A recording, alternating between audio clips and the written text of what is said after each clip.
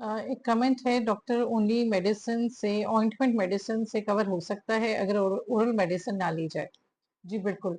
होता यह है कि डिपेंड करता है कि सोराइसिस ने आपका कितना बॉडी एरिया इन्वॉल्व किया हुआ है। अगर कम बॉडी एरिया है तो ऑइंटमेंट ही इसकी बेहतरीन ट्रीटमेंट है। अगर फुल बॉडी इन्वॉल्व है, थ्रोडर्मा में पेशेंट चला गया है, फिर तो हम कहते हैं कि जी आप ओरल मेडिकेशन इज मैंडेटरी, जरूर लीजिए। लेकिन अगर कम एरिया इन्वॉल्व है, जैसे पाम्स एंड सोल्स इन्वॉल्व है, 50-60% of the body area involve है, तो ओरल मेडिकेशन की कोई जरूरत नहीं है। आप सिर्फ मेडिकेशन, टॉपिकल ऑइंटमेंट लगाते रहें, लेकिन कंसिस्टेंट लगाते रहिए। तो ये सबसे अच्छी चीज है।